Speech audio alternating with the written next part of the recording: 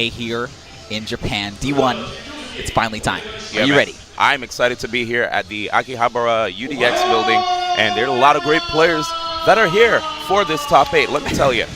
I think that's a little bit of an understatement, D1. I mean, it's crazy, right? My pick, I told you when we first came into this tournament who my pick for this tournament is, right? Yeah. Who's that? You didn't tell me. MK Leo. MK Leo.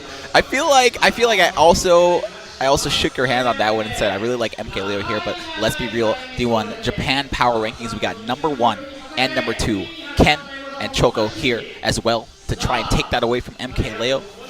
I don't know. I think it's gonna be an uphill battle for whoever makes it into the finals of this event. We got 8 amazing players, even some faces that we don't normally see here in the top 8. Over on the winner's side, we have Ken, Abdango, MK Leo, and Choco. And on the loser's side, of course, Kameme, Komori Kiri, Neotono, and Shaky. Not the Shaky from NorCal, unfortunately, the homie himself, but Japanese Shaky.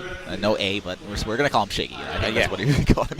Going into this tournament, Shaky did a really good job just going through so many great players. I remember catching one of his matches against AC from SoCal. Yeah. Really strong player. And yet, one thing I love about Shaky is like his conversions, dude. Like, he has like really sick combos, of course, with Zero Suit Samus. You get caught by one up air, and it's just going to keep on chaining all the way up to the top. But let's look at these guys here in the top 8.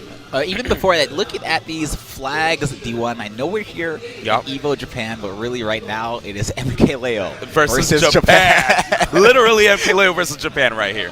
Ken, Abadango, Choco, Kameme, Komori Kiri, Neotono, and Shiki versus MK Leo. And, you know, it's going into this top 8, we have actually the players that these guys were able to take out getting into the top 8. Yeah, so Ken actually defeating Kameme to make it out on the winner's side. MK Leo defeating Neotono. Neotono still going to make it out over on the loser side down there. Choco going to be defeating Shaky, sending him to the loser side of top 8.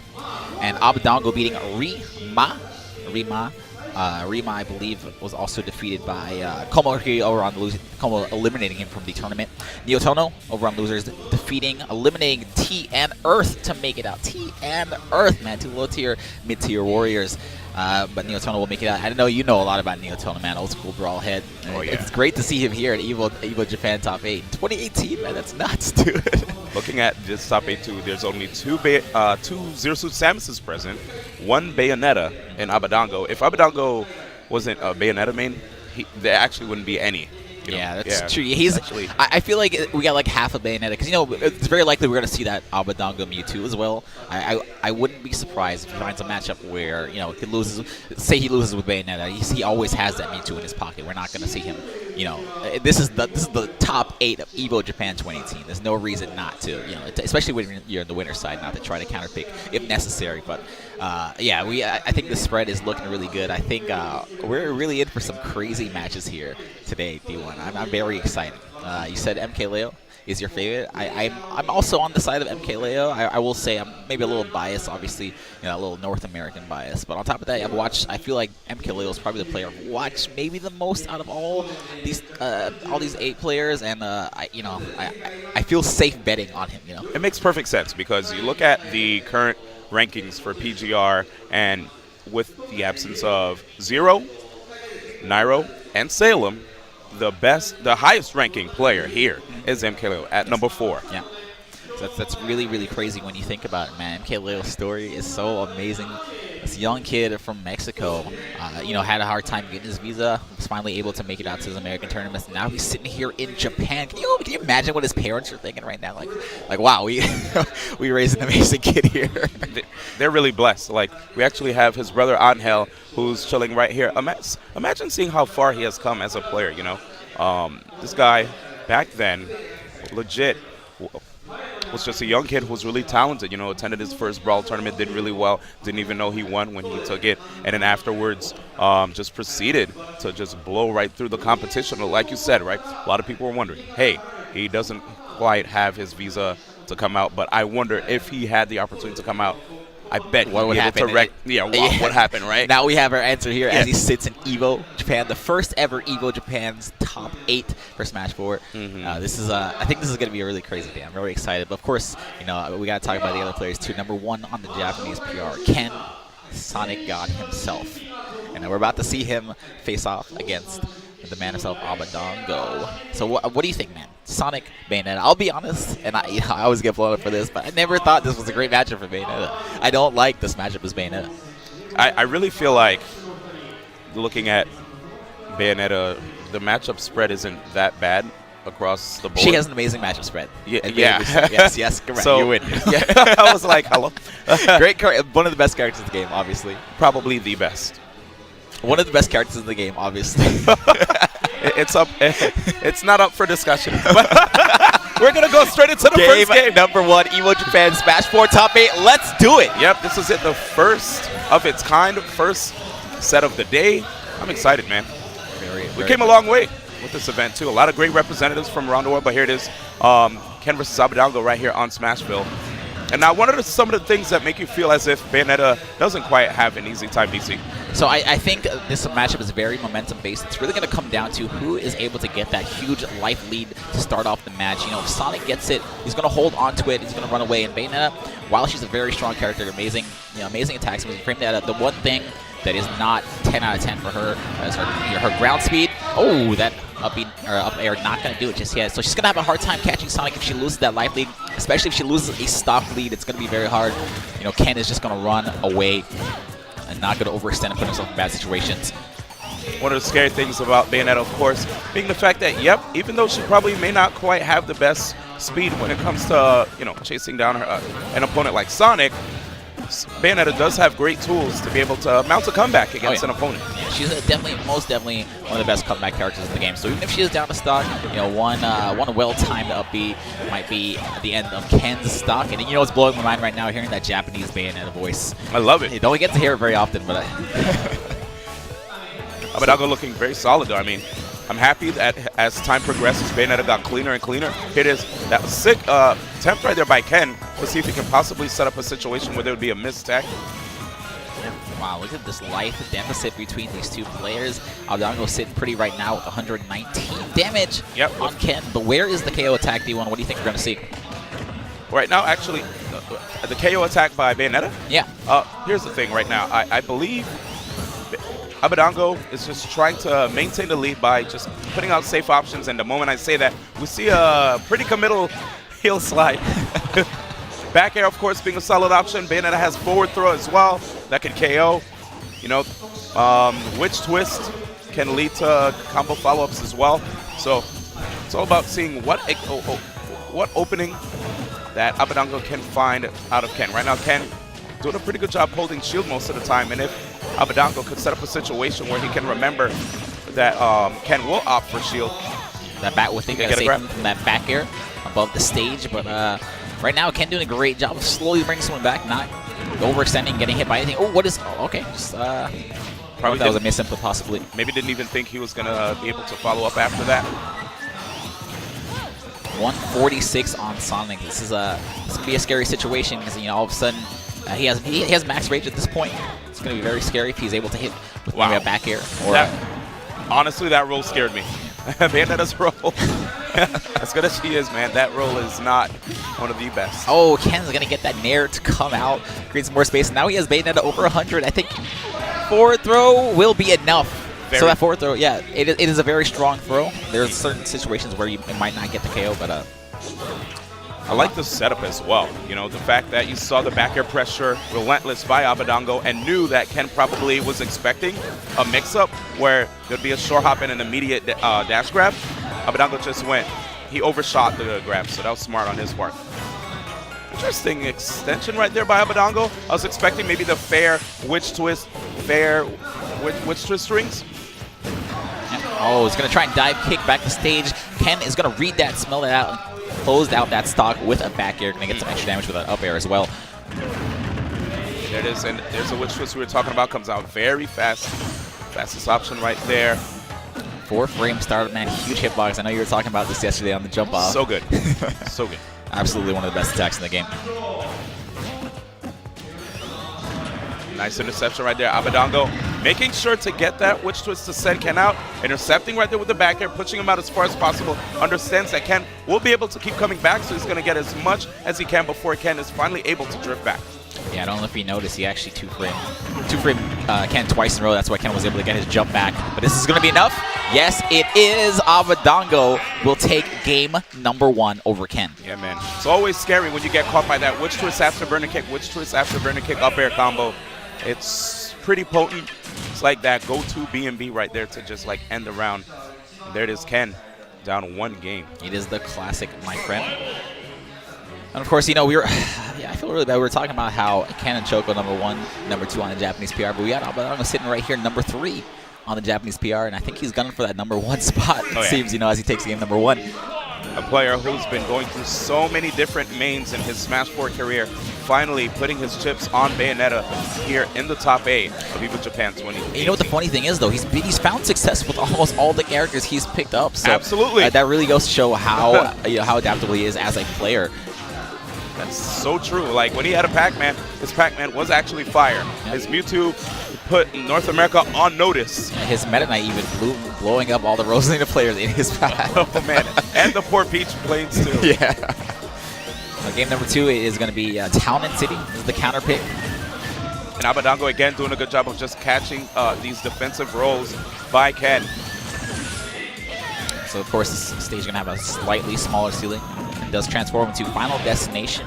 At times, I wonder if Ken maybe wanted Final Destination transformation to have an easier time catching Abadongo's landings.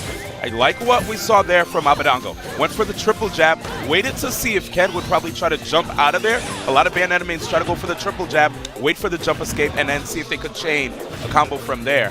But Ken instead stayed grounded. So very similar to how the first game started off, a little bit even. I love that. It's really going to come down to whoever is able to get this this first life lead. Of course, ooh, that down air going to whiff, but no punish from Ken. I wonder if Abadongo was waiting for a roll there, because it definitely happened after the fact that he activated heel slide. He's like, I know you're going to go for the back roll. Just do it. Hanging back over here. First witch time that we've seen from Abadongo this set. Yeah, as something I've definitely noticed about a lot of Bayonetta players, it seems like they're trying to hold on to it for when it really, really matters, when they really need that witch time. And you see Ken with the 116% he wants. The Abadongo probably looking for that KO at this point. Abadongo finally showing his hand right there with that forward throw attempt. He has to be careful though. Both players right now high percents. Probably wants to sit on this so that he can possibly set up a situation where if he KOs Ken here, he can KO him early on his second stock. Yep. Oh, and really nothing Sonic can do about that situation. Bayonetta and Air almost always going to hit as long as your timing is on point. Sonic's up B. Of course, I think no hitbox. That was actually really scary. Seeing him like just stop right there in front of him, I thought he was going to reinitiate if Ken were to opt for a grab. Hanging out on the platform right here.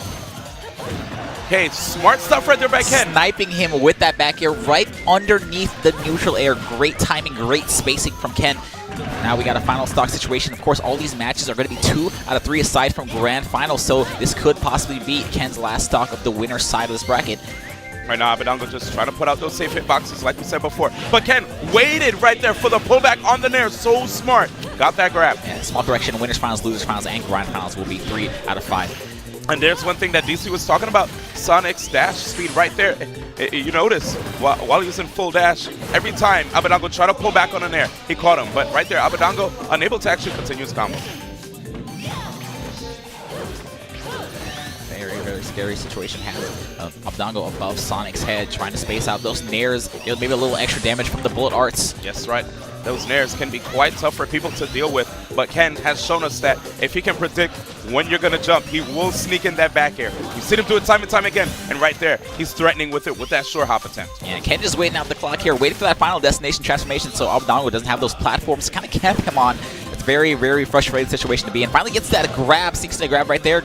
No follow-up. It has Bayonetta off stage, and here comes final destination. And there's one thing that you said that is totally correct, DC, about the fact that Ken will definitely sit on the lead if he gets it. Oh, yeah, man. Right now, we're at like 2 minutes left on the clock.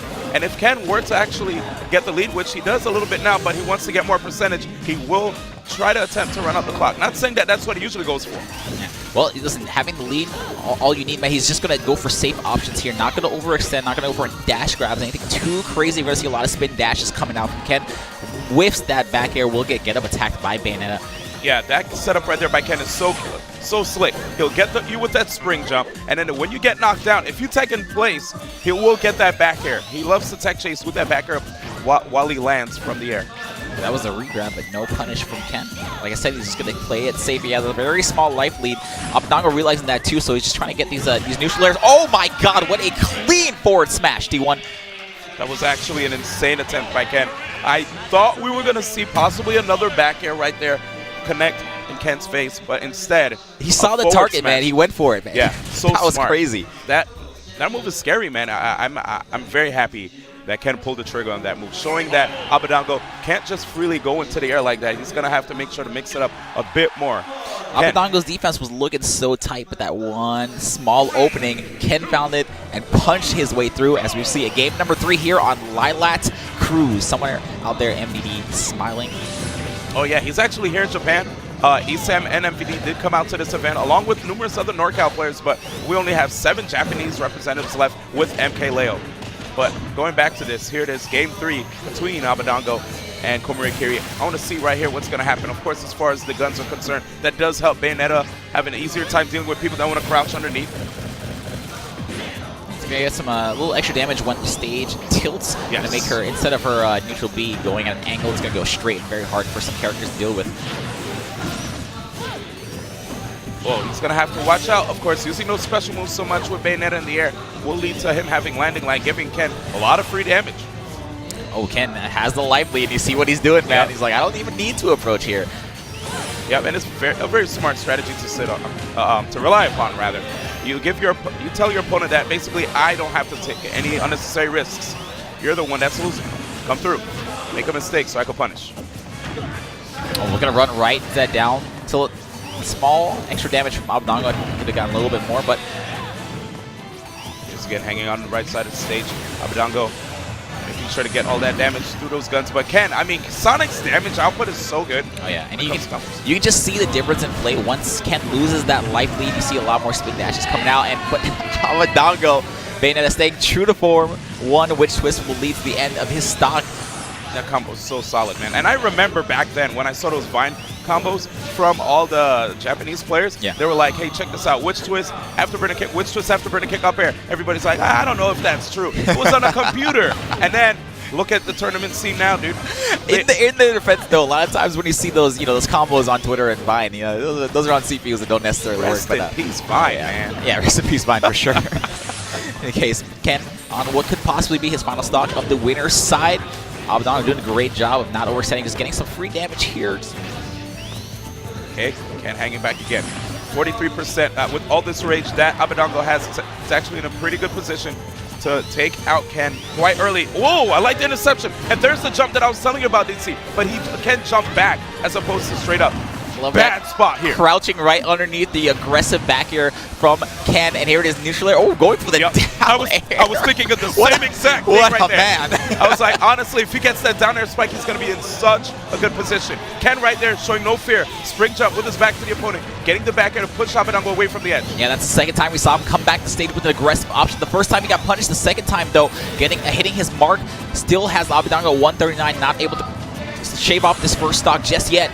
Oh, man, what a chase right there. Unable to confirm off of that. And here it is, sneaking towards center. That should be it. That should be it, man. Yep, 154 right there, losing that stock, that back throw. So potent when you're at high percent. Abadango not even opting the DI. He's like, yeah, you got it, man. I'm done. He's like, I'm KO'd. Yeah, honestly, when you know the percents, you're like, all right, whatever, man. Let's just move on. Right, Some players like to believe them. Ken starting off the stock with 87%.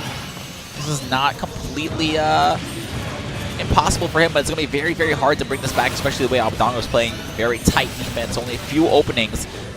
Look at that shield, though, taking so much damage. And Abadango, wait, did he try to just grab Ken potentially be approached? Nuts. In any event, smart stuff by Abadango. Hanging back right here. Tilt not working out in his favor. He had to push forward towards center.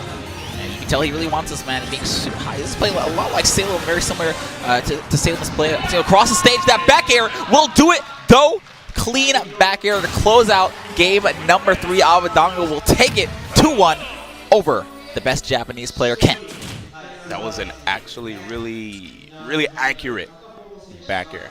Like, Wow. D1, I really want to say that was a great stage counter pick for Abadango. Yes, you it can was. see how much damage Ken ended up taking just from those neutral Bs that were completely horizontal to the stage. Not really much. You either shield or you get hit in the face by those bullets, man. It's really not much you can do when the stage is tilting. So very, very unfortunate. He seemed like he was having a really, really hard time with his approach. You know, Bayonetta sitting underneath the platform, you can't really approach her from the air, especially when, you know, that witch twist is always looming. You know Abadango's finger is always on the trigger for the witch twist. So it's very hard to approach her on that stage in that situation. So even you know, you saw him starting off that second stock 86%. 2 seconds later, 107%, just from bullets, not even from Abadango really doing anything. So, what do you do in that situation, D1? I mean, Ken, what he tried to respond with was shielding, right? But there was so much damage on the shield, to the point where he decided maybe I should crouch. And at some point, Abadango's like, all right, you're not going to be blocking anymore. I guess it's time for me to just run up on you and try to, you know, approach. And it was getting rough, too. I can only imagine what stage he might have banned here, because maybe the triplats, but man, you know, it just seems really frustrating to fight Bayonetta in that situation, as we saw in that match too. I think it really worked out exactly how Abadango pictured in his head. A great match between those two players. I think that really is going to set the pace for the rest of this top 8. D1, we have some crazy matches coming up. I'm very excited. Would you say that probably changed your opinion when it came to Bayonetta and Sonic? No, absolutely not. It's actually, I actually think it's worse now. No, I'm kidding, of course. Here we go. Let's check out the bracket, guys, here at EVO Japan 2018. Our next winners semifinals match will be MK Leo versus Chogo. Over on the loser side, Kameme versus 2GG Kamo, Rikiri, and Neo Dono will fight Shiki. Shiki is what you've been saying. And the winner of that will, of course, see Ken. That's very unfortunate. Congratulations. Your victory, like your reward is to fight Ken in losers quarters. So yeah, this is going to be a very rough bracket for no matter who wins, who loses. Like nothing's going to be easy for any of these players ahead. Honestly, I don't think anybody, like you said, is going to want to face off against Ken, and of course MKLeo as well. But these guys, I mean, they faced each other. A lot of the Japanese players have faced each other numerous times. So by now they're probably used to it. You know, as difficult as it may be, at least it's another attempt to see if they can possibly beat any of their demons if they have any. Absolutely, man. So up next, we're going to see MK Leo versus Choco. Very likely we're going to see the Cloud coming out versus ZSS Zero Suit Samus. And what do you on paper, man? What does this matchup look like, D1? Zero Suit Samus versus Cloud. Yeah. The moment the character was released, I remember that time where Tweak was able to get a win over Nairo, and people were just going absolutely nuts. You know, Cloud definitely has a lot of good tools against Zero Suit Samus, I have to say, but we've seen the best Zero Suit Samuses out there make quick work of Cloud. You know, like Cloud, he does have that exploitable recovery. He's not the easiest character to deal with in neutral due to the great speed and range that he has, right? And he racks up so much damage, dude, in short amount of time. Yeah, MK Leo's Cloud, of course.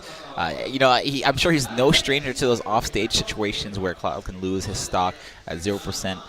The Cloud players that can make it this far really are very aware of that situation, though. But how much experience do you think he has playing a Japanese Zero Suit Samus like Choco? You know, I'm sure he has a lot of experience playing Nairo, playing Mars back in the States, but this is a different kind of Zero Suit Samus, you know? Well, we did have Umebor Japan Major, where MKLeo did come out, and he faced off against Ken in the grand finals and took it. You know, there were many great players there, with only MKLeo standing tall above the rest of them. So I believe that MKLeo is fully capable of doing this again here on Japanese soil. Something very interesting and very slight that I noticed MKLeo with the yawn right before this match. I can only imagine, you know, I want to say maybe jet lag might even be a factor here too, because this is even earlier than we've been waking up for the last 2 days. Maybe the fact that it's 8:36 a.m. Japan time is why he's yawning. Across the world, man. Oh, but we're going to see the Marth. Actually, MKLeo opted to go Marth. Of course, he does have a couple characters in his repertoire. Dude, his Marth is so good. This is the character that we actually got to see finish off Genesis, if I'm not mistaken. You know, it's very funny. I remember not too long ago, I think it was MKLeo on Twitter who said that Corrin was a better character than Marth, I believe. So it's interesting. I know he does also have a Corrin as well. So Corrin, nice. Corrin is indeed nice, yeah. Shout out to Coney. That actually sounded just like him, too. I know. All right, so start off this match a little slow on Smashville. dude. MKLeo with a very slight life lead here. Every time I see MKLeo like slightly fading back, I'm always wary if his opponent will just swing errantly, giving him a free opportunity to get a tip. And of course, that is going to be Choco on the right side there. We're going to get those names updated for you as soon as possible. Okay, good delay on the recovery. Did not want to get caught by that flip kick. That spike is just so potent. And right there, MKLeo trying to see if he can get that up smash to punish. Choco doing really well here, I have to say, dude. Yeah, I like that aggressiveness with the flip jump kick, right?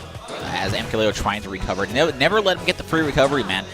You know, worst case scenario, you just miss your flip jump kick. You're not going to get punched for it on stage. You can't even get there that fast. Nice. MKLeo, again, just making sure to play too. And there it is, making sure to delay that combo so well. Dude, his Dancing Blade finishers are always on point. But here it is, Choco, who's been doing, like we said before, really well here the first stock. Is trying to make sure to bring MKLeo down. Yeah, I love that. Just holding on to shield, man. He knows, like, worst case scenario, I get grabbed. You know, you don't want to get grabbed by ZSS, but you can react to it as long as you're thinking about it. Nice. He gets that 17%. Just hanging out right here. MKLeo capitalizing on Choco's air movement. You see he's trying to use these full jump fairs while, oh my gosh, while Choco's using the short hop back airs. MKLeo doing a great job of racking up some extra damage on this second stock here. That dude, forward smash, getting shielded, but not even, that was punish. Forward tilt, almost KOing. Okay, again, MKLeo just not falling prey. D1, I want to say every single hit he gets here, including this KO. Every single hit he gets, dude. That forward smash on stage should have been the end of his stock. He got a new lease on life, then that forward tilt somehow not KOing, and he just cheated death twice in a row and ended up taking that game the clean 2 stock. I'm gonna tell you right now, man, this guy, he's so talented, man, so young. I don't know where I mean, we do know where he came from. Yeah, we do actually know exactly where he came from. But I'm telling you, the kids these days, man, they're starting out. They're better, younger. It's not even 18 yet. Imagine if a next Smash comes out, dude. These guys will be already on top of the game. I think my Smash 0, right? I think my Smash Bros account is older than MKLeo, dude. Jeez. Game number 2, Town and City. Yeah, thanks. Town and City looking like a very similar set to the first set we watched in terms of stages, at least. Again, MKLeo just occupying the skies with nothing but sword. Yeah, what do you think of the adjustments that Choco needs to make here to, I guess, take off a stock against MKLeo? I want to say maybe get those punishes on point, because that, again, that forward smash still coming to mind. Choco has a lot of solid setups. This is a really seasoned Zero Suit Samus. It's the fact that, you know, MKLeo, if you notice his spacing and a lot of patient play from him, the setups that Choco goes for, MKLeo just doesn't fall into them. When it comes down throw, beautiful up air, everything is optimal from this kid MKLeo. You even saw on that miss grab going for the Dancing Blade punish that is as much damage. Fam, I didn't even know he was going to be able to actually get that Dancing Blade, but he made sure to dash forward just so that connected after the nair. Thank you, MKLeo. Noted. MKLeo somehow seemingly picking the best get-up option every single time. You can tell. Oh my god! Oh my goodness gracious! What I tell you? In a matter of seconds, D1 didn't even get to finish my thought on the get-up options as MKLeo taking game number 2 in record time. He's trying to speedrun Evo Japan. I'm telling you, if there was any doubt in your mind that MKLeo was going to make it into winners finals. Dude, I love how humble this kid is, too. When he's walking off stage, he's like, yeah. I did it. He's just way too good, dude. I don't understand. I don't understand what is going to stop him here. It's out of control, man. He doesn't have to go Cloud. I mean, he has a Cloud. He has a Meta Knight. He has the Marth. He has the Corrin. Yeah, so many characters. That's the craziest thing. Even if you're able to get past his Marth, you have 10 more characters to worry about. Like, you can't counterpick the kid because he's going to counterpick you before, like, long before then. So, like, what do you do? That match number 2 was crazy. I was just thinking about, yo, these get-up options are crazy. All of a sudden, boom, boom, forward air, off stage. That was nuts. I'm telling you. And, of course, you know, it's not like MKLeo is immortal or anything, but he's definitely a force to be reckoned with. Oh, yeah. Well, we've seen him go down before, but right now, just from that second match, it's looking like he is here to win this thing, D1. Oh. Well, that's the end of that side of the winners bracket for now. We literally went from a match where there was a lot of passive aggressive play, right? Yeah. They were like, okay, let me see if you're here. I'm gonna counter with this, counter with that, yada yada, back and forth. MKLeo was just like, no, I'm literally gonna dictate the pace, like, of the match. This is my game. And you know, it's crazy when you think about it. MKLeo, Choco was second best player in Japan, not able to take a single stock off of him.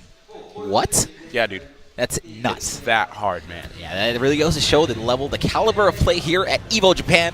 So, MKLeo will go fight Obadongo in the winners finals, but we're going to go down to the losers bracket here. Losers 8th, Kameme versus Komori Kiri. Kameme second place at EVO 2016. Here we are, top 8 of EVO Japan 2018. Kameme versus Komori Kiri. Kameme, a player who I haven't seen use Mega Man as much as of late. Yeah, Mega Man.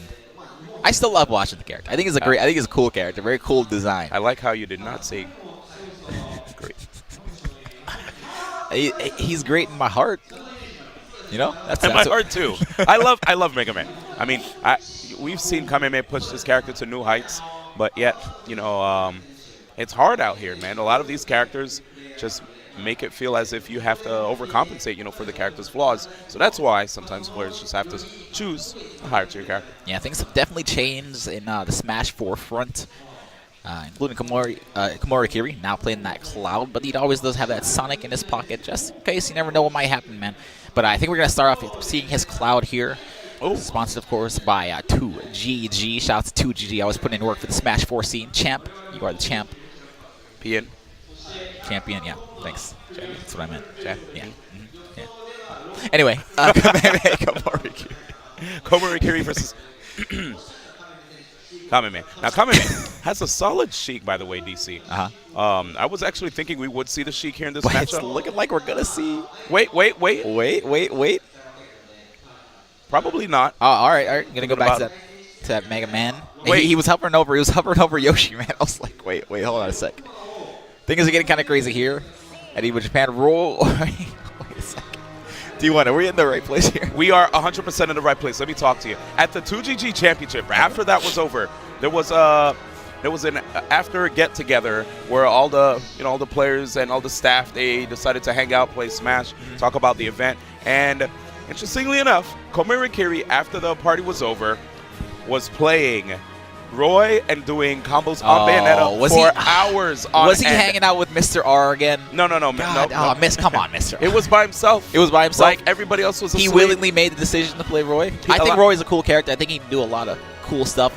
Dude, that's all I can say about it. Trust me, man. A lot of us were just chilling and getting ready to go to sleep, and all I heard was Roy, you know, screaming, and doing all his like, Yeah. you know, you heard Roy voiceovers basically. Just kept doing combos to Bayonetta incessantly on Final Destination. So To Bayonetta? Yeah. All right. I'll take your word for it. It wasn't there, but you sound very sincere here. So what is this? Am I in court? And are you gonna say hold it after my testimony? Well, let's see Mega Man versus Roy. I'll tell you, this is not what I expected to see on the loser side of EVO Japan 2018. But Mr. Wizard, this is cool. Yeah, we're allowed to play on this. Yeah, who knows? Maybe it's just a butt check. Maybe just butt checking with Roy. We've seen that before. A lot of players like to button check with weird characters. So I don't know. Yeah, I do love the Fire Emblem music though, dude. Did you ever get a chance to play Fates? Yes. Conquest? Yes. Birthright? Conquest. Okay. Yeah. It was all right. Awakening? Yes. Did you ever play Path of Radiance? No. I won't even like. I like Fire Emblem, and not my favorite Nintendo series. You like Fire Emblem, but it's not your favorite Nintendo series. Yeah. It's, you know, I like it. It's just not one of my favorites. I love Fire Emblem. It's actually, but I never got a chance to finish the handheld. I haven't finished. Yeah, I haven't finished any of the games. I've started. I've gone pretty far, but I've never ever finished. How about Mega Man? I've beaten Mega Man 2. Only? Yeah, only. When you were younger or older? Older, like a couple years ago, actually. Is it because of the Dr. Wily theme? It's because of the music. It's because of the music. Yeah, I knew it's the music. That's why I went back and played it. Yeah, had to be. Here we go, though. Komori Kiri, Kameme. And, of course, guys, use the hashtag EVOJapan2018 to join in on the conversation on Twitter. If you're loving the matches, let us know how you felt about those battles and the winners that happened so fast, DC. Oh, yeah. That was definitely record time in terms of winners bracket matches. So let's see if we're going to have it again. You know, Roy, of course, a very, very heavy-hitting character. If Komori Kiri can find those openings, this could potentially be also a very fast match. We shall see, as Mega Man does to takes quite a bit of time, of course, trying to rack up damage on his opponent with the pellets. But Komurikiri has some cool setups. If he's able to get those footstool, those footstool combos, he's lurking already. Really aggressive Komurikiri, Kameme rather. Yeah, you know, I think honestly Kameme might even set the pace for this match. It's going to be a lot of Roy trying to catch up to this character, unless he can get the first stock here. Already has Mega Man off stage. Oh, no. Oh, my goodness gracious right there. Yeah, one of the banes of Roy's existence. His recovery. Man, it's not even 9 o'clock a.m., DC. It's pretty early for Komurikiri. All right, I'm just saying this is what I was trying to say before the match started here. You know, it's going to be very hard in terms of recovery situation, but there are some very good characters, of course, like Cloud, who have that same same problem. You know, Cloud definitely a solid pick right there for Komurikiri, but I believe that Komurikiri feeling really comfortable when it comes to this matchup. Maybe wants to try something different. Yeah. It's still very scary, though. Of course, this is the loser side of the bracket, and we have Komurikiri not looking too hot in this first match here. He needs to be able to close out the stock very, very soon without taking too much more damage, or it might even become, the snowball might become too large, man. Honestly, that usage right there of the counter was pretty impressive. Couldn't really net a KO from it, but still, it was a message that he sent right there to Kameme. Maybe trying to scout that jump from the edge. Doesn't quite get what he's looking for, but still sitting pretty with Roy at 119%. Cannot get hit with something too crazy here. Of course, he is Mega Man, but I don't even think Mega Man's weight will be able to survive a forward smash from Roy or something like that, you know? Yeah, right now we do have Komurikiri who's struggling to get this KO as well. Hanging out at the stage, trying to see if he can KO with the F-tilt, but Kameme back on stage again. Metal Blade toss. This is tough. This is kind of what I'm talking about, man. Very much looks like Kameme set the pace for this match. A lot of Roy played from behind. There's that up tilt. He said, "How dare you roll in front of me?" Man, Kameme. What a reaction time, man. Yeah. What wherewithal to get that up tilt in that situation. Very confident, too, because you know if he missed it, that was the end of his stock. Look at that, man. You know what I love most about this region, too? The fact that there are so many players that are good with characters that aren't necessarily top tier, you know? Like, don't be surprised if you go to a Japanese event and you see like Shulk in top 8. It can happen. Yeah, well, I don't think we're going to see any more Roy in top 8 here. As we see Komurikiri instantly go into Cloud. That first match it just didn't look too hot for him. Very unfortunate SD, but even the second stock, I think Kameme had complete control over. So let's see what happens with his Cloud here in game at number 2. Here it is. And now we have Kameme, who's still being a little aggressive, but kind of pensive at the same time. Looking for those grab opportunities so he can just rack that quick damage with the down throw back airs. And now that he's playing Cloud, of course, a little bit harder to confirm, but to get those grabs, but right there, still able to sequel now. Spacing. And that jab going to catch the spot dodge there in the corner. Has Kameme in a great situation. Kameme just going to jump right over his head, man. Trying to regain some stage control here. Smart right there, making sure to use that up air along with his jump to make it difficult for Kameme to keep him off stage. I love that too. You know, leaving the Metal Blade on the ground like that, it almost looks like a bit of a bait. Yeah, it's a bait, man. You know, you want to pick it up or you want to avoid it. Either way, you can control your opponent's movement just barely with that. I love that using the pellet, forcing Komurikiri to use his limit to get back to stage. Very scary situation. Yeah, that was actually pretty dope. Getting that ledge from back air. Here we have a Metal Blade set up. Okay. Oh, yeah. You know, if he really, really wanted to, he could have ended both stocks right there. I was trying to see if he was going to go maybe for a down air. Oh, there no. It is, the footstool. He had his jump, but no, the stage spike right afterwards. You could, his life flashing before his eyes for sure there. Tough situation for him right there. And now, again, Kameme trying to sit on the lead, making sure to use those pellets, following the movement on the platform too from Komurikiri. But Komurikiri using that great range to make it difficult for those pellets to be used safely. Yeah, it's super unfortunate because this could possibly be Komurikiri's last stock of the entire event. And I want to say that, you know, from that first game, even one of those stocks wasn't even a full stock. So this is his last ditch effort. He needs to close out this stock soon, and he does have the tools as Cloud to do that. Just needs to find the correct time to pull the trigger. Nice setup right there by Komurikiri. Empty jump. Some players would have dropped shield in that certain situation, but Kameme definitely decided to keep it up. Yeah, Kameme is definitely about that defense life right now. It's a great situation. That dash attack on Battlefield is not going to work, but that up air will do it the second time. Actually looking like he wasn't going to get KO'd there. Try to DI for his life, but here it is. Kameme. wants to make sure to maintain that lead. Good avoidance by Komori Kiri too when it came to dealing with invincible Kameme coming back. But double jump! Double jump! Yeah, has to use his up B. Great, Nice. I love that grab in between the hits. A cross slash. He was looking for that footstool, man. Man, just to set up right into that down air like we saw before. Here it is. Okay, that down tilt's been working out so well. That leg invincibility, sliding underneath the pellets and popping up Kameme in the air, which could lead to a good situation for Komori Kiri. Yeah, I do love the situation, though. Komori Kiri realizing when Kameme is on defense, though, I have enough time here to charge a little bit of the limit, and that's going to help me survive a little bit longer. It's nice right there. That actually helped him rack up so much damage in a short amount of time. But there's the knockdown, the chase. Nitro back and slow by Komori Kiri, not trying to get clipped by this Metal Blade. Yeah, I love that super fast punish. Oh, missed tech, but no! Facing the wrong direction. Right there, he could have actually set up into a finishing touch. When you get in there and the opponent misses the attack like that, you could land right on top of them and get that finishing touch, but couldn't quite work out for him. Leaf Blade just barely helping Kameme get back to stage. He's in a very bad situation right above Cloud's head. That's the worst place you want to be. Once again, getting turned around. Oh!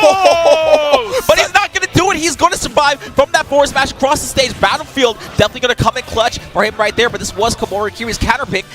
Tech rolling in right there was so smart, getting the back air, and Oh, he gets the KO. my goodness gracious. Short hop, raw back air will close out game number 2, eliminating Komori Kiri from the tournament. D1, can you imagine how Komori Kiri felt after he connected with that forward smash? Probably thinking, wow, I'm safe, I'm good, game number 3. But somehow, Kameme surviving that forward smash, coming back, stage, regaining that stage control. Oh my goodness gracious, D1. That was nuts. That was actually really impressive play right there by Kameme. We thought Kameme was going to maybe choose the Yoshi. I thought we were going to even see the Sheik, but instead sticking to his Mega Man, staying in neutral that entire time, right? Getting those pellets, such great Metal Blade usage, and understanding that if he manages to get Komori Kiri off stage, just capitalizing on that recovery time and time again, getting that footstool. That footstool was so smart. And that last situation where Komori Kiri got caught by the backer, that was just an unfortunate situation for him. Absolutely. Once again, that was Kameme really just taking advantage of that one small hole in Komori Kiri's defense. It was perfect timing, and you can tell. I love how he wasn't too afraid to go for those aggressive options after getting hit by that forward smash. Because a lot of players, after cheating death in a situation like that, they'll come back and be like, all right, I gotta play it safe now here. But he wasn't playing it safe at all. He came back. It's realizing the situation. Hey, this is it, man. This is my back air, raw back air. We're in there. Game over. Komori Kiri eliminated from Evo Japan top 8 at 7th place. Yeah, man. Kameme, again, great job.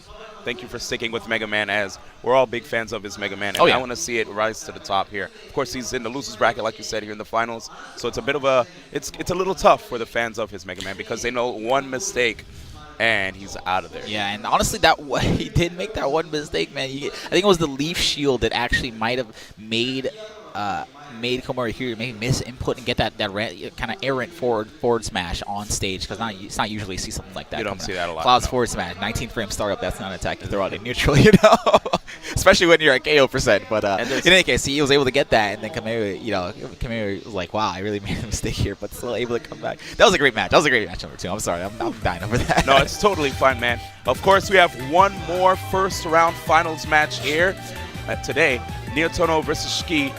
Until we continue on in the bracket, Neotono versus Shiki, and of course, the winner will have to play Ken, number 1 here in Japan. Neotono, man, like this guy, so talented, a household name in the Japanese Smash scene for many years, as you said. Yeah. So it's very interesting to see him back here at Evo Japan top 8. And of course, Shiki playing that Zero Suit Samus. So Zero Suit Samus versus Sheik. Two of the best girls in the game, man. What do you think we're going to see here?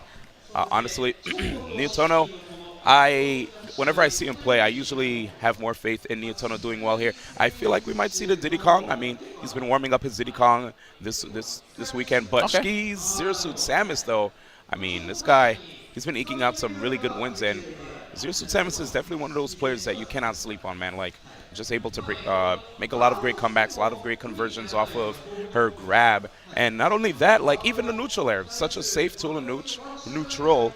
And yet... Will you max catch him now? I just realized what happened there. I was like, wait a second, let me catch myself.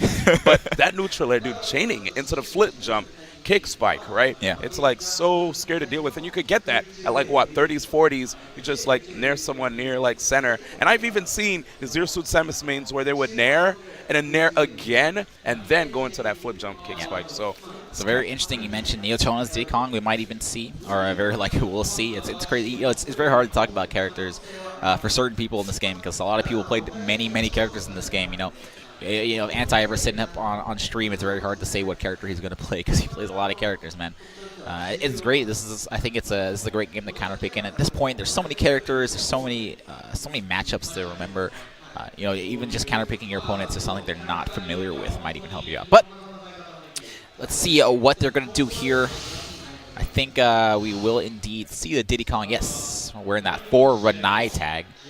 Ranai not making it to EVO Japan 2018.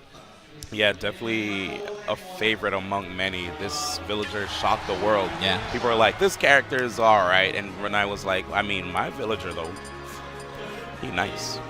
Thanks, Coney. Alrighty. I have to say, I love that Super Smash Bros. For Wii U logo in Japanese. Dude. Yeah, I think the Japanese logo looks way better. What is that, like Dairanto Smabra for Wii U? It says Smash Forward in right. Japanese. Game number 1, Neotono versus Shaky Diddy Kong versus Zero Suit Samus. I think this is the Smash 4 Classic, man. This is the matchup I've probably watched more than anything at this point. Yeah. I mean, we've seen this many times because of the likes of like Zero and Nairo. But right now, of course, looking at this matchup, it could be difficult for Zeus and Samus to deal with this short character. Oh, boy.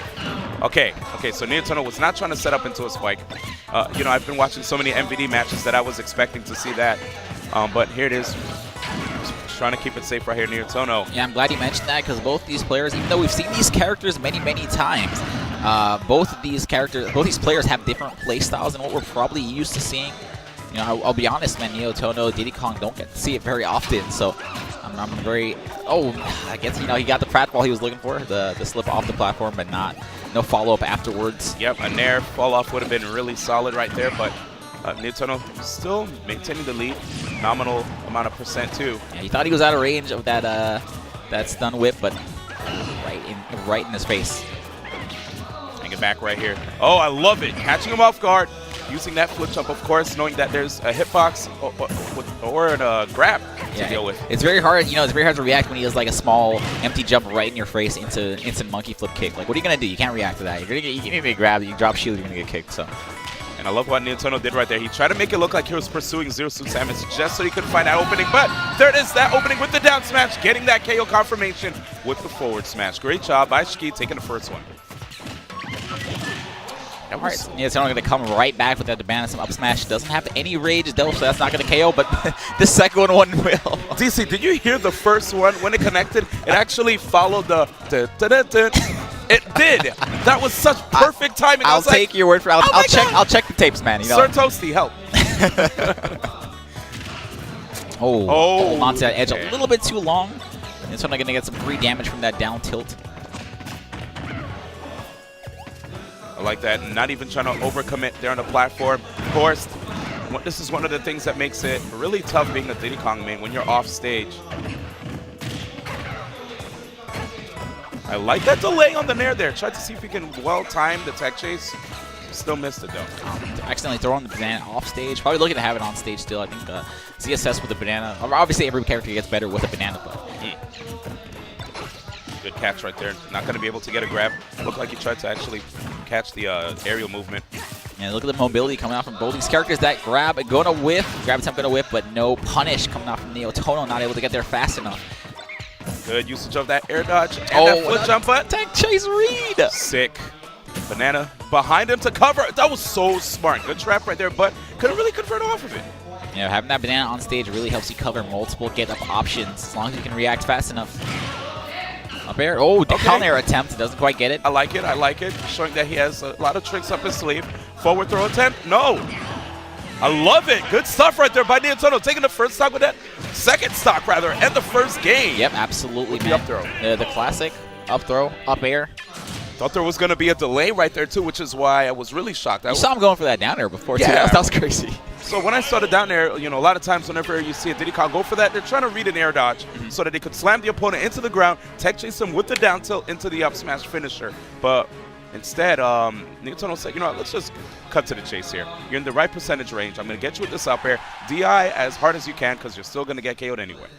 Yeah, honestly, though, Shiggy doing a really good job. I think he did a great job in that first match. Back to Talent City, man. Every game 1 has been on Smashville. Game 2 has been on Talent City, it seems. Pretty good stage. Helps out Zero Suit Samus, of course. Look at these. I've seen some sick platform comebacks from Shiggy on the stage, so check it out.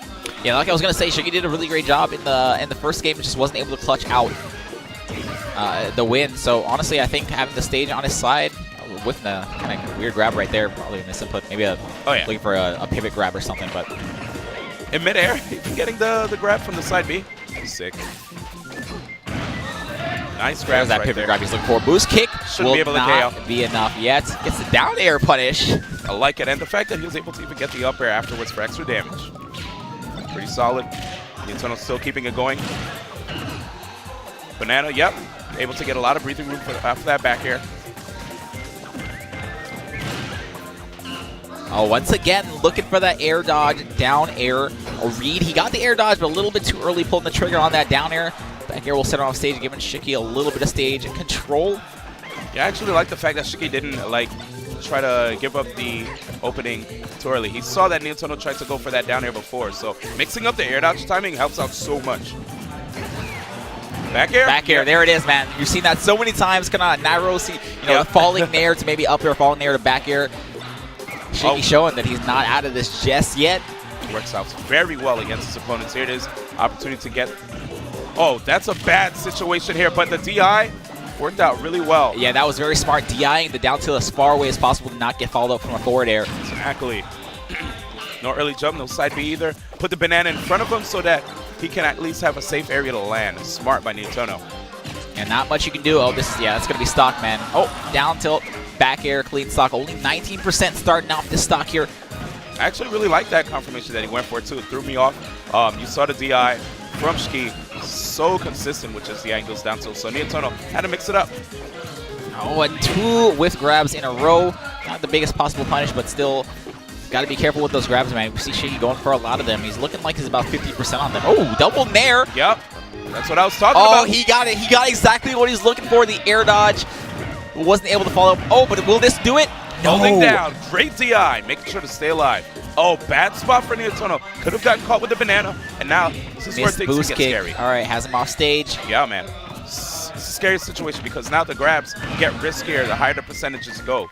Dude, I love how Shiki has no fear throwing out these grabs. Even if he's whiffed a couple of them, gotten punished for a couple of them, still he knows that's one of ZS's best tools. Oh, no! All right. Yeah, that could have been a way worse punish. Yeah.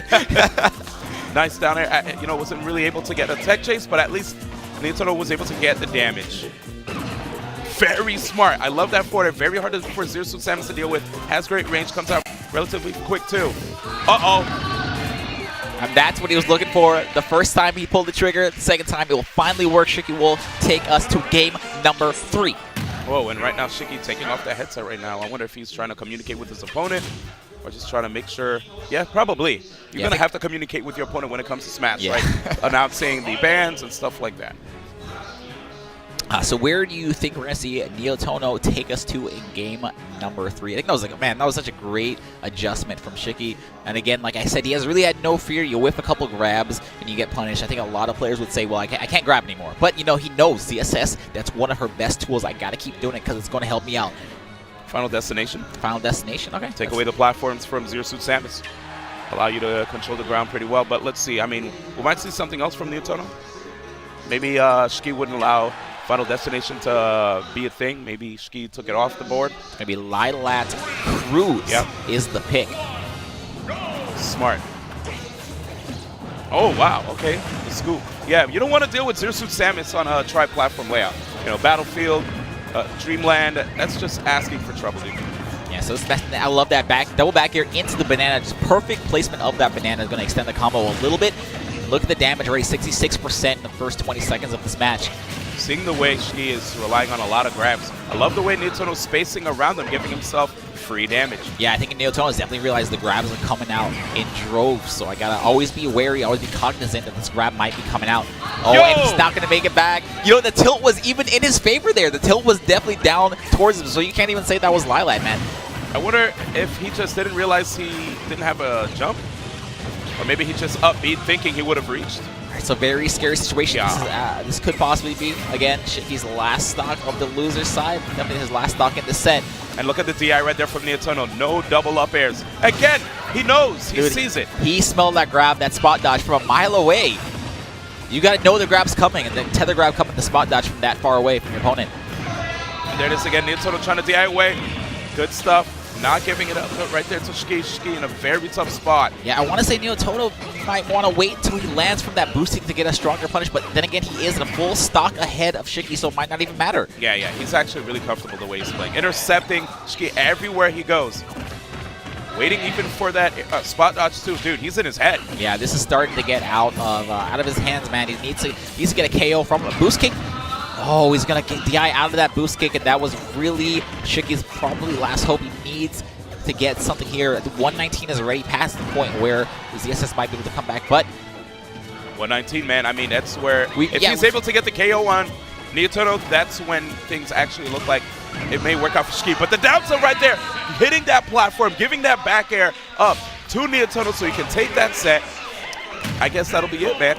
Yeah, Shiki's run ends here. I was going to say, you know, if he was able to close out that stock, we've seen Nairo do it time and time again with that Rage ZSS boost kick. But at the same time, Shiki's boost kicks were just not working out in his favor. You see more often than not his boost kick either missing or his opponent DIing out of the situation. So, you know, I think he played amazing. But that first stock really, really hurt him, just not able to cover. And things are, you know, it's crazy because things were so much in his favor. The stage was tilting down towards him.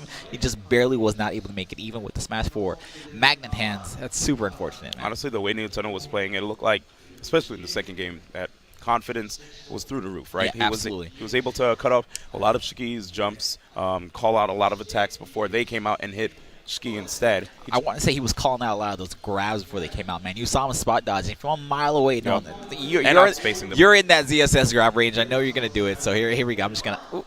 Yep, he's like, you could just keep on whiffing these. Because here's the thing. Zero Suit Samus mains, a lot of them go for grabs a lot early at higher percents because they're necessarily not going to get KO'd for it anyway. Especially, what's Diddy going to do? Zero to death you right there? Yeah, right. Right, so I understand, you know, as far as the risk management is concerned. But if you get a little bit too predictable and, you know, you tunnel vision with those grabs, it's going to be your downfall. So good job right there.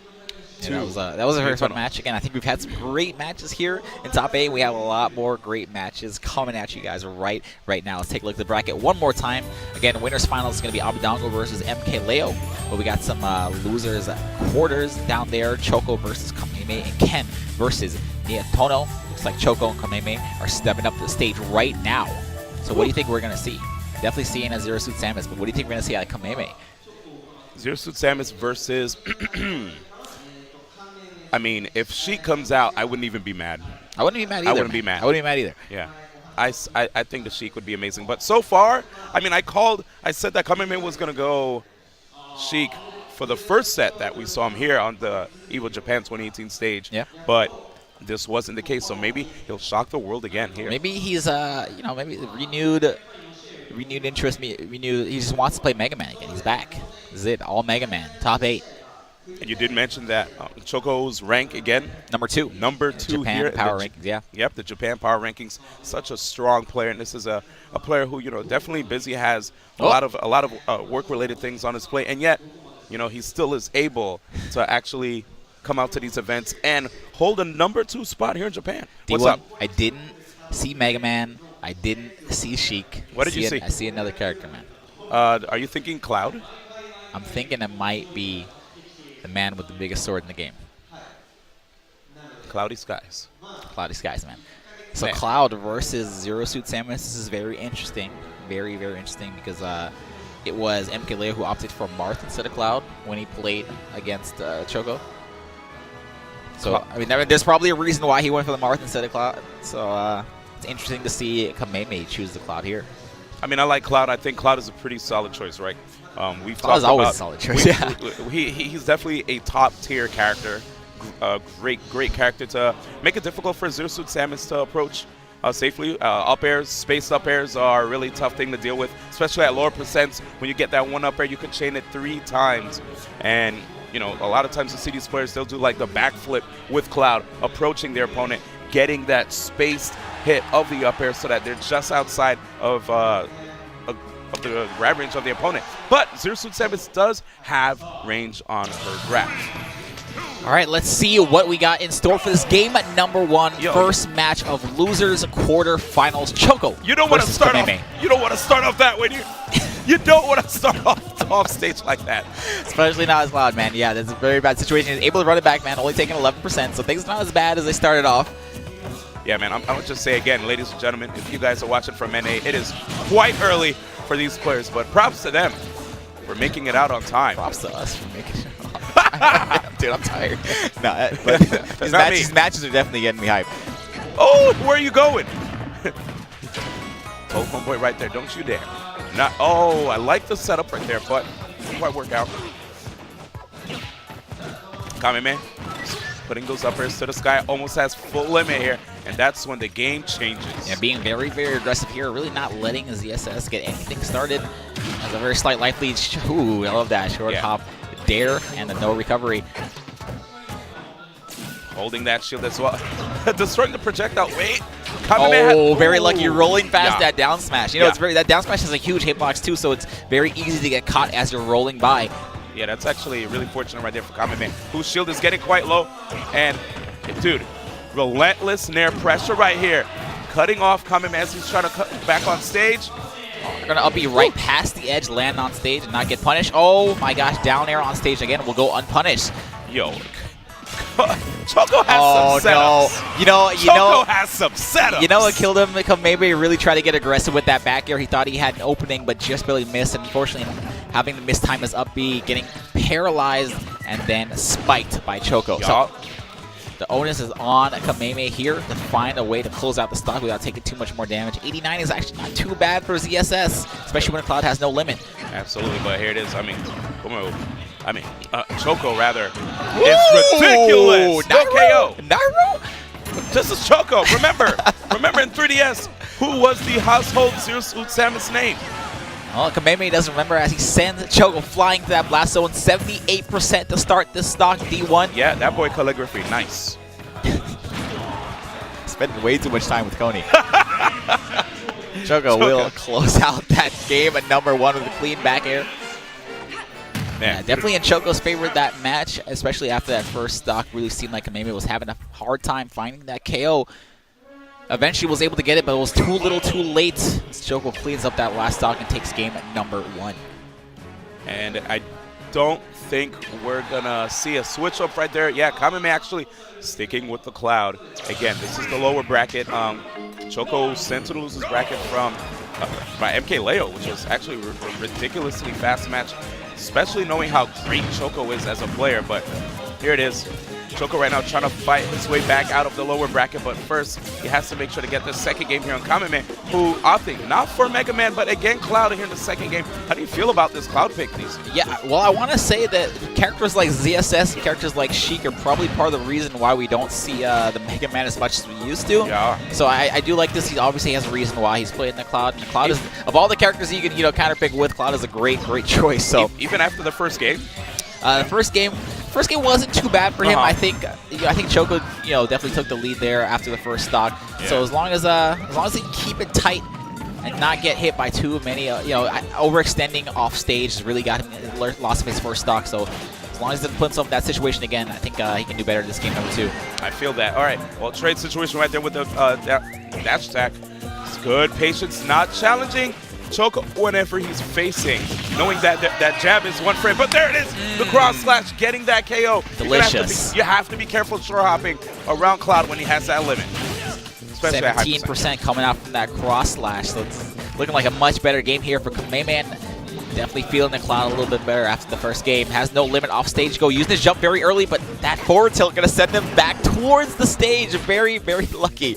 And that delay on the recovery. But wait, Choco always on point with that, man. Shades of game number 1 D1 in that exact same situation how he lost his first stock. Getting hit on that platform right there gave free up air damage, and the up airs just keep on coming. I like that, going very high and fading back. And yet, here come the cross slashes again, giving a lot of great damage to Kameme. Poor Kameme on Choco Rap. Has a very pretty sizable life lead here, but Choco's going to run up and grab him, man. You don't want to get grabbed on this stage, dude. Not here. Yeah, a lot of things the Cloud players do after charging, the first thing they'll do after their opponent runs towards them is to shield. And Choco probably realizing, saying, I'm going to get a free grab here as you shield. That's it. Okay, could have been a nair, but that reverse it of the neutral actually. Oh, no. I was scared. Scared, dude. Oh, don't worry. Zero Suit Samus. Yeah, I don't know, man. ZS on Lilat didn't work out for Shucky. That was unfortunate. Okay, crossing up with the neutral air right there, but Kameme with the solid defense. Shield getting small, which is why we saw the roll. The jab to check the shield and shield instantly because he knew that out of shield nair was coming out. 111% on ZSS. Yo! Almost a spike. Did not get it, though. Very scary situation because he has that trigger and you know he's going to pull it soon as he finds that opening. Oh, and he finds it across the stage. Will do it. Kameme will take game number 2.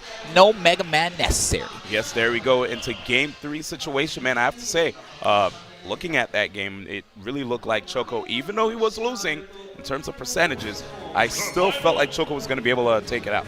Like, you saw that nair right there. That nair could actually look like it was going to be actually able to work out, but possibly might have shortened it, or maybe the DI actually helped him out, but it just fell short. Yeah, ZS is definitely one of those in that group of characters where you don't have the life lead, but honestly, I can still win this game, man. It doesn't even matter. I'm just waiting for that one mistake you make. Choco, unfortunately, did not find that game number 2. We're going to see a game number 3 here back to Smashville. All right, here we go. So no Town and City. And now we have an aggressive Choco coming through. He was looking for a double jump there, which is why we saw that fair. And I have to be careful again. Like I said before, man, it's so hard dealing with those uppers from Cloud. You can't be predictable with your aerial approach. I love that. He was on the platform, and he realized, wow, I'm in a scary situation here. ZS just shielded one of my attacks. I do not want to get back thrown off this platform with no limit. Yup. Oh, that was so smart, Out for blood, man. Yup. Dude, I'm really impressed with how Choco was playing right now. He's showing no fear. Not changing up his play style in the least, even if he might be on the verge of getting knocked out here. That's how Zero Suit Samus's play, man. Great. Raw neutral air and land tech on that platform. Stay a little longer. 91% on Choco. And pulls the trigger. Does not get the opening he was looking for. Dash attack will secure stage control for him, though. Basically telling Choco that he can't space with Zair freely. Kameme will dash underneath and get that dash attack punish. No grabs. He's going to wait for the Kameme to pull the trigger first.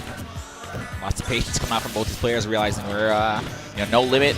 114% could be dangerous for either player.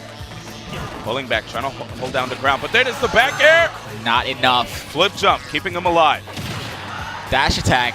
Once again, not enough, but Choco got to be getting a little scared here now. 2 situations where he could have easily lost his stock. Going to make it back to stage with that flip jump. Again, going to dance around Kameme's body, trying to get as much there. Oh yeah, he had air dodge that one. That was scary, dude. That was the man with nothing. Oh, no, not like that. Cloud still fully capable of bringing it back. I mean, his opponent right now with 140%. Can't get the KO off of this throw. Up throw at higher percents can work out. There's the up tilt, and yes, does it. Nice. Boom. Such great base knockback right there for Cloud, let me tell you. Going to get his limit charge to 17. Oh, no, doesn't get the flip jump spike, though, and the up B will check Choco on stage. Whew, gets his limit, so he's going to be able to survive a situation like that now. Chilling. Just waiting for that opportunity. He understands that this is do or die mode right here. Trying to follow that landing. Okay, good DI and landing right there by Choco. Doesn't want to get caught by a tech chase situation. Yeah, Choco doing such a great job of staying relatively aggressive defensive while he has limit. But as soon as that limit is gone, you see him go hyper-aggressive mode, trying to get Cloud off stage and trying to end that stock as soon as possible, no matter what percent. Good air dodge, managing to get him that back air. And he's trying to get that tech chase, that nair. He needed it. Wasn't able to chain that into a flip kick. All right, once again, we're entering that scary situation where ZSS is at that percent where, honestly, it's just on Kameme to find that opening. He's always looking for it. One mistake from Choco will be the end of his stock. Oh, that attack right there by Choco was such a good bait. Oh, my goodness gracious, D1. The up smash. What a punish right there, and Kameme moves on. knowing exactly the timing. He had enough time to punish with an up smash. Very scary, though. You know, it's always scary to try to punish with one of the cloud smash attacks. They're not very, very fast. And, you know, God forbid you're missing by a few frames, you're going to get punished out of your mind for a forward smash or an up smash whiff. But he knew, he felt very confident, and that confidence paid off as he takes game number 3 and eliminates Choco from this bracket. Both our ZSS players are gone, D1. What a battle, man. What a battle. That was nuts. Looking at Choco, definitely was expecting him to get further on in the bracket. Looking at, you know, the fact that he's, like you said, number 2 in the world, number 2 in Japan. In Japan, yeah. Correct. And yet, you know, Kameme right there, showing that he is a character, a jack of many trades right here. Many trades, yeah. That was great play from Kameme. You know, I really thought after that first game, it was relatively close, but I'm like, it seems like Choco has kind of like Kameme's number, even though they've been relatively close. It was a relatively close match, but Kameme was able to run it back after a very close game number 3 and take the set with Cloud, showing I got it with Mega Man, I got it with Cloud. Next we'll see a Sheik. Who knows, man? Honestly, going Cloud was a good choice because at least he won't have as much of a tough time getting KOs with that particular character, right? Cloud has so many great KO tools, whereas if he were to go Sheik, he'd probably have to dig a little deeper, right? Work a little bit harder, but I'm 100% sure. I think at this point, he probably knows the characters he needs to counterpick against, the counterpick for Cloud, for ZSS. I'm sure he has characters that he wants to go Sheik against, and, you know, Sheik as, you know, against. So he definitely knows what he's doing, man. Very, very amazing player. And now, of course, we're going to be getting into Ken versus Neotono next. How do you feel about this losers quarters match, DC? Ken versus Neotono, I think it's going to come down to which character we end up seeing Neotono play, either Sheik or the Diddy Kong. Of course, Ken going to be going that Sonic.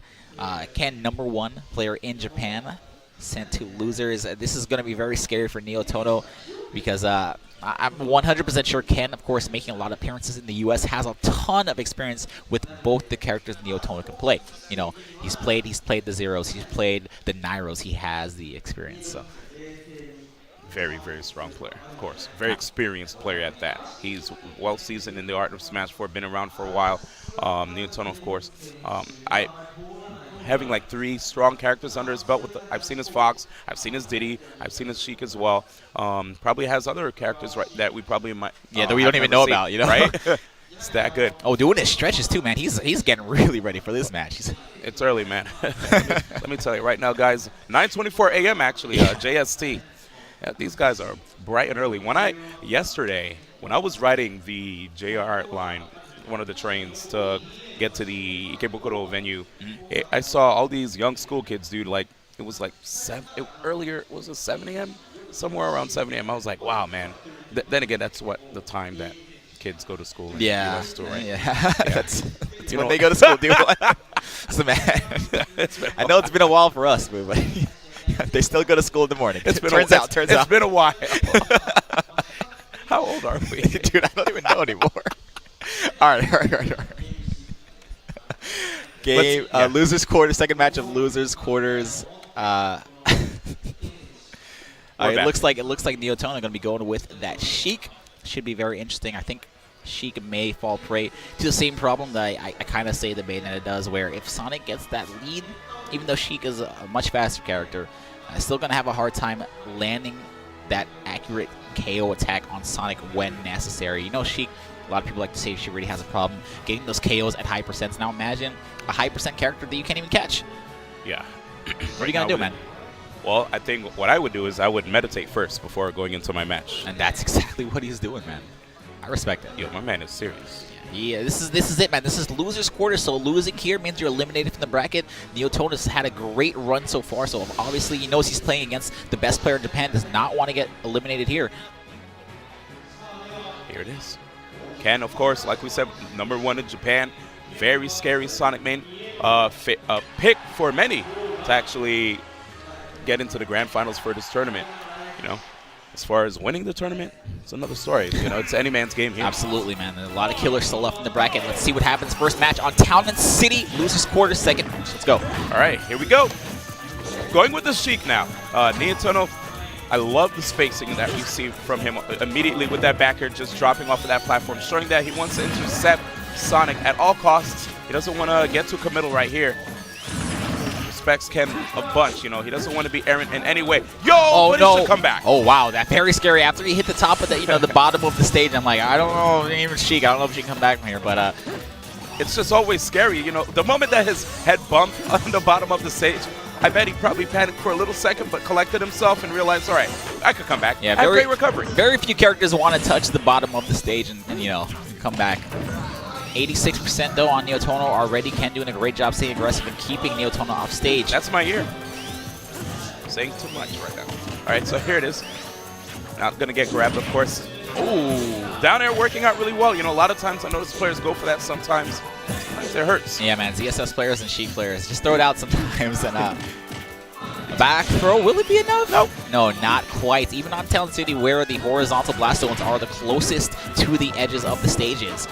And I like that grenade cancel with the edge by Neotono, showing that he definitely has some tricks up his sleeve. But 126, man, all Ken needs here is to find an opening. Neotono still has a mountain to climb to get Sonic to that percent where to start looking for KOs. And if he loses this rage, it's going to be even harder coming into the next stock. Yep, normal get up on stage right there, coupled with those jabs, worked out so well for him. Here it is. Again, repping the forward 9 tag like we said before, but that back throw giving him the opportunity, and there it is. All right, so only 77. Ken is going to run circles around him. Probably going to see a lot of spin dashes coming out. We'll just run up grab, though. He knows even if I miss here, she really can't do much to me with no rage. Immediate confirmation off of that forward tilt, and here it is. Just chilling. Okay, no neutral air actually opening up for him right there. I thought he was going to be able to clip him a little bit to get that opportunity to follow up. Yeah. Oh, wow, just missing all 3 of his jab attempts. I think the third one, the second hit of jab, probably hit that. Like, once again, Sheik just narrowly avoiding that jab. Yeah, man, but it's definitely tough right now. Neotono struggling to KO his opponent. Scary situation with that trade. No cross-up back air setup, he says. Not going to work out. No air dodges either. Yeah, so just going to jump out of that situation. Bouncing fish, though, not going to be enough, but in a scary situation, able to make it back, thread the needle right in between Sheik and the stage. Honestly, really impressed with what Neotono is doing here. Trying to see if he can just thread that needle, showing that there are more than one way, many ways to get KOs. Oh, yeah, the up smash. Oh, wow. Still living. That's crazy, man. The up smash is very, very fast, very powerful. Oh, but that immediate trump to backer, of course, going to give him that first stock. Let me tell you, man, Ken is difficult to play against. Did you see Ken, though, waiting for that trump? You saw him, his back facing the stage. He's like, Sheik, if you land in front of me, you're going to get back thrown. If you grab the edge, you're going to get trumped and back aired. And that's exactly what he did, taking game number 1. Very, very clean game number 1. Worked out super well for him right there. And here it is. I have to say, Neotono, he didn't play too bad. He showed that when he threw Ken in the air, he tried to see if he can read at least an air dodge. Air dodge didn't happen, so he immediately tried to see if he can at least follow the drift with that bouncing fish. We saw a lot of great attempts by him to KO Ken, but it was just so hard to KO him. Let's see if he can find a KO here, as now we're on now on Smashville. Okay, fading back again, getting those needle charges, trying to bait Ken to approach a little bit, which Ken will. Racing to see if he can rack up more damage than his opponent. So far, doing a really good job of it. Not dropping any stocks in the first game, going into the second game, trying to see if he can work on a double 2-stock. We'll see what happens here. Neotono can thwart that attempt. Yeah, this is already looking like a better match for Neotono. Has a little bit more control to start off this match. Hopefully does not fall out of his hands. Look how much damage coming out of that spin dash, man. It's Sonic just racks up damage so quickly. So fast, man. Quite literal a snowball, man. And you always have to be wary of where Ken is just placing a lot of his attacks, too. Okay, there it is, though. Neotono, again, finding an opportunity. Clipping every time he gets an opportunity right here. The DI out by Ken, though. He doesn't want to get caught by that F-tilt extension. Chilling. Needles? Whoa, that was actually a mistake right there by Neotono. Expected the back air. It looked like he was probably trying to wait it out so that he can punish with his own. Yeah, but a trade happened. So this is looking like a little bit more patient match for both players. I think Neotono definitely does not want Sonic to run away with this like he did the first game, so you see him being a little bit more defensive, picking and choosing his openings a little bit better here. Wow. Oh, I thought the down air was coming out for sure. I've been watching a lot of Supergirl kills, man. Yeah. Definitely waited for that one too. I held my breath. I was like, is it going to happen right now? But Oh my Watch it God, now. that was the manliest thing. He just stood there, waited for Sonic to run up to him. He didn't No even shield. move, dude. Straight grab. I love it. And one of the reasons why he's probably doing that too is that he'll have access to jab to intercept Sonic as he's spinning towards him. Little micro space coming out of that crouch. That up smash, unfortunately not the tipper he was looking for, but still some good damage. Has Sonic off stage, and the air dodge read, the bouncing fish. Neotono will finally take his first stock here in this set against Ken. Overall, really, really impressive what Neotono did there. You know, when he did that up smash too, it thwarted any cross-up attempts. But here it is, Ken right now trying to come back on stage. Oh, whoa. Needles. Such a good way to rack up percentages from afar. Don't want to be here versus He Sheik. was all hit. That was it. That was the moment the Sheik's dream of, man, right on the platform as it's moving towards the end of the stage. Doesn't quite get what he was looking for, but still in a good position here. As Sonic at 29%, 117. As long as he plays this safe, he will not lose his stock for a little bit. Right now, it's on a rolling back, sitting on the lead, trying to see if he can toss more needles. But as this happens, Ken coming through with that fourth throw, but won't give up the KO yet. I love that bouncing bishop past him, but then floats like behind where he actually started. Very hard for Ken to follow. He's looking for that pivot grab. You know he wants that back throw into the blast zone, man. And here we go again, the patient plays. Not trying to give any opportunities for more percentages right here. We have the platform coming through at play. Ken, okay, nice. Not falling for no cross-up back air F-tilt setups here. Okay, Neotono on the other hand, still with 135%. 2 stocks as well. Not falling for the Ken setup where he goes above the edge with the back air. And look at Neotono, solid. man. 135. He knows he's going to stay center stage because Sonic is probably waiting for him to get near the edge to get that clean back throw. It's going to be a little bit hard for Sonic. Oh my goodness gracious. Neotono answers back with a 2 stock of his own. This is a big deal, ladies and gentlemen. This is Ken we are speaking of. Ken, #1 here in Japan, yet Neotono said, oh, you're going to 2-stock me game 1? Let me retort with the same thing in game 2. Now, what an answer, man. Yeah. What an answer. That's really what you need to get the momentum back in your favor. You know, it's very rough. A lot of players have a hard time after losing a game #1 like that to bring it back and keep the mental stability. But Neotono has been playing this game, playing older games for a very long time. D1, I'm sure you know. oh yeah, Neotono has definitely been in the game for quite some time. We know him since Brawl, and right now, showing Ken that he's basically like an ancient scribe. You know, he's been here for a while, still fighting with the best of them. That is very accurate. It's All true. right, so game #3, where do you think we're going to see a Ken counterpick? Ken's I think it was counterpick. Lilac Cruise the last time we saw, but it looks like it's going to be Battlefield this time. Battlefield, I have no qualms with this stage, actually. Doesn't have to deal with the needles as much. Has many different ways to recover on stage as well. He could, not only could he just spring towards the edge, he can also go towards these platforms here. Yep. So let's see what he does. Going to have a couple different approach options. Oh, yeah.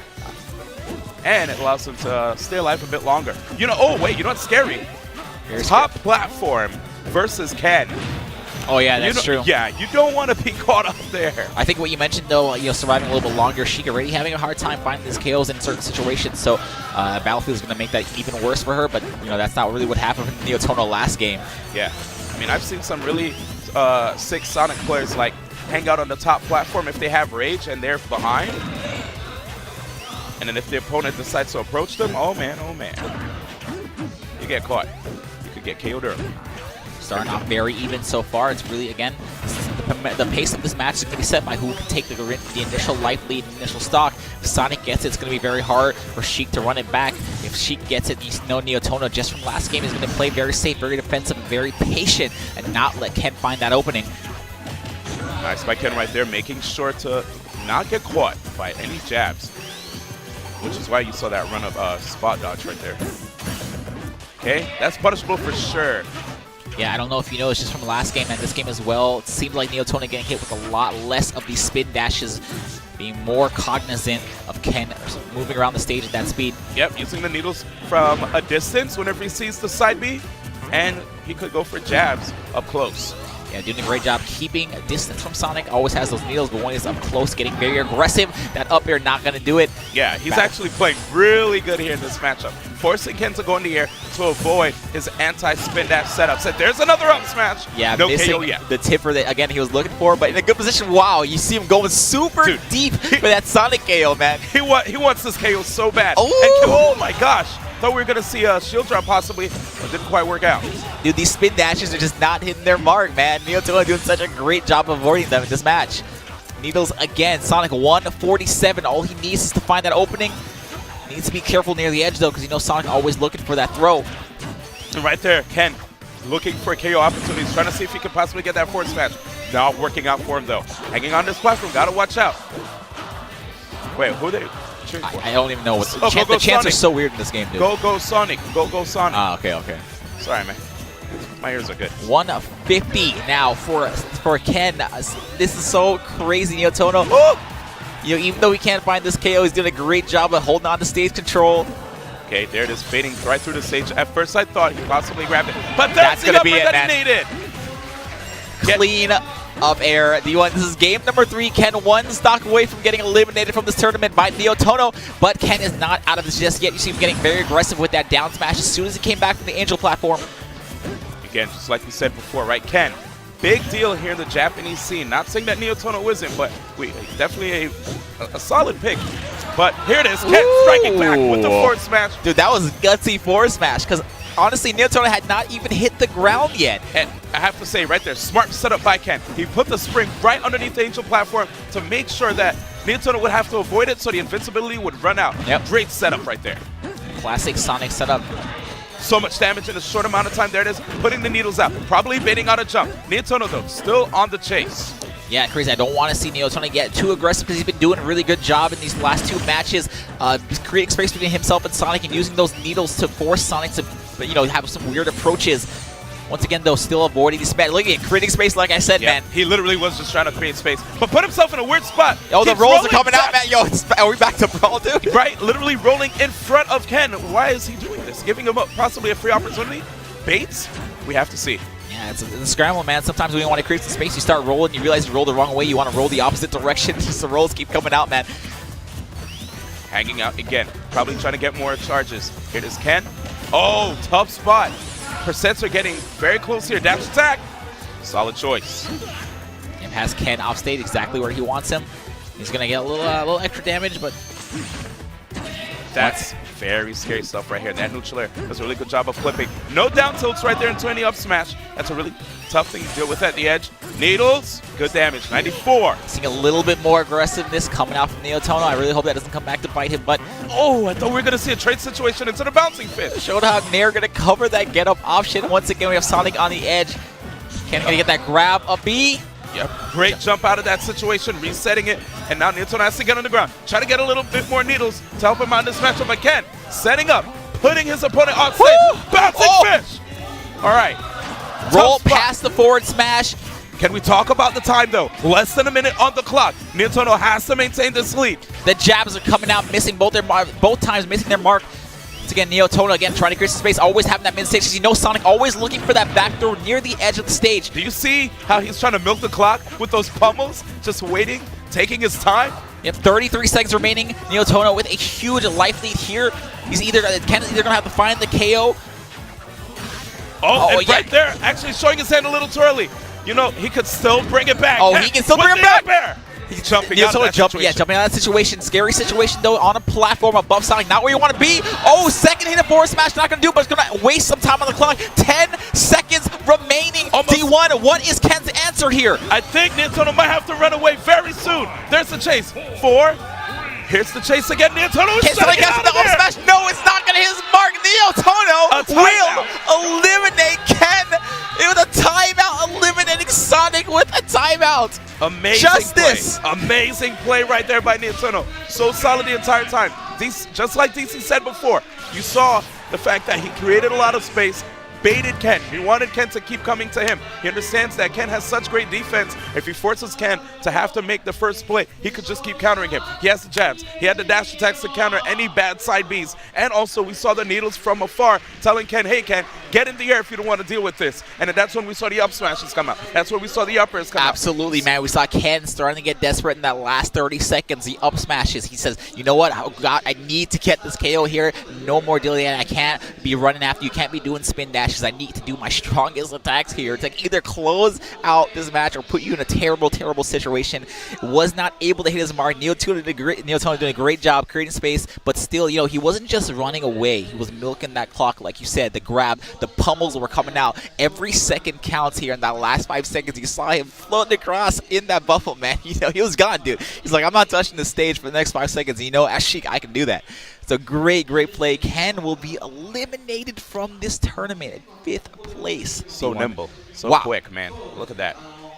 That was an amazing set, man. You could not catch him. That was Sonic not being able to catch him, man. Yeah, it's very, very usual. We see Sonic actually getting those timeouts on other players, but now Ken getting timed out by a Sheik. Neotono. You know he's got that from the Brawl days. Wow. Ken out of the tournament again. So I guess we're going to have to check out the bracket, man. Look at that. Like, Ken actually out, which means that we're going to have Neotono versus Kameme. Losers semifinals. Woo.